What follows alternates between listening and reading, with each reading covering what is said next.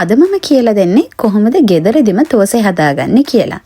මුලින්ම හාල් කෝප්ප එකමාරක් වතුර කෝප්ප දෙකක් එක්ක හොඳට පෙඟෙන්න තියන්න.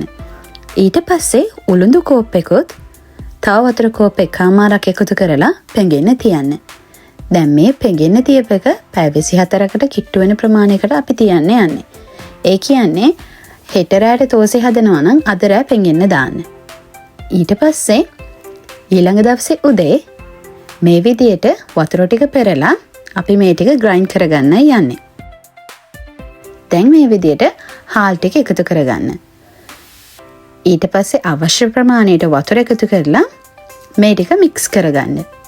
හැබැයි කැට තියෙන්න බෑ, ඒ නිසා හොඳට මික්ස් කරගන්න ඕනේ. හොඳට මික්ස් කරායින් පස්සේ මේකට පොඩ උළුඳු එකතු කරගන්න. ඊට පස්සේ උළුඳුයි හාලුයි දෙකම එකට හොඳට මිශ්‍ර කරලා මේ විදිහේ හොඳ බැට එකක් හදාගන්න ඕනේ. දැන් මේ තෝසේ මික්ස් එක තව පැය 6ක් හොඳට පිපෙන්න තියන්න. ඊට පස්සේ තෝසේ හදන්න කලින් අපි ටෙම්පරාදුවක් දාගන්නයි යන්නේ. තෝස් එක හදන වෙලාවට තමයි මේ ටෙම්පරාදුව දාගන්න ඕනේ. දැන් බලමු කොහොමද මේ ටෙම්පරාදුව හදාගන්නේ කියලා. දැන් මං පෑන් එකක් හොඳට රත් වෙන්න තියලා ඔලිව් ඔයිල් එකතු කරා. ඊට පස්සේ උළු හාල් පොඩ්ඩකුත් එකතු කරා. දැන් මේ උළු හාල් ටික යන්තම් බැදීගෙන එනකොට හීනියට කපාගත්ත ලුණුයි සුදු ලුණුයි කරපිංචයි එකතු කරනවා.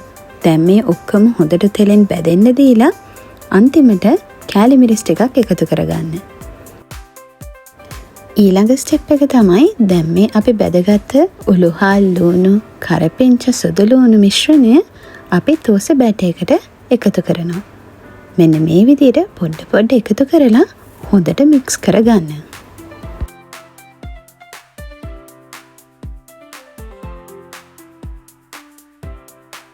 දැන් තෝස පෑන් එක පොඩ්ඩක් රත් වෙන්න තියන්න. ඊට පස්සේ වතුර ටිකක් මේ විදිහට ඉහා ගන්න.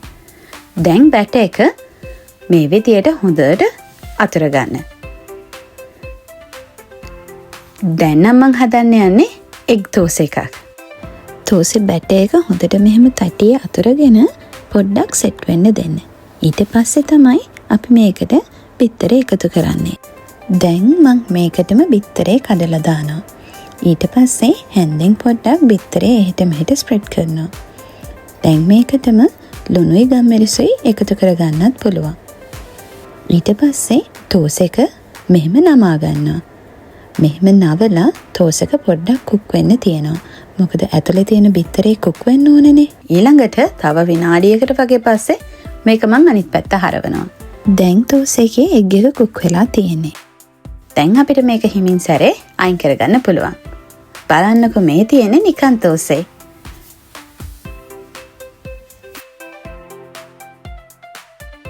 මේ තියෙන්නේ බිත්තර තෝස් එක.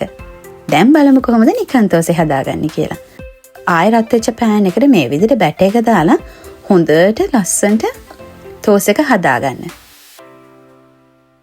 ඊට පස්සේ මේ විදිහට විනාඩි 2ක් විතර මේක කුක් වෙන්න දීලා තෝස් එක අනිත් පැත්තට දාගන්නවා. ඕගොල්ලන්ට thickness එක වැඩි කරගන්න ඕන නම් බැටර් ප්‍රමාණය පොඩ්ඩක් වැඩි කරලා. ඉතින් ඔන්න තෝසෙයි බිත්තර තෝසෙයි හොඳ සැමන් කරියකුයි ඒ වගේම හොඳ රතු පාට චට්නි එකකුත් හදාගත්තා. ඕගොල්ලොත් හදලා බලන්නකෝ තෝස් එක මේ වගේ හොඳට එනවද කියලා. බායි එහෙනම්.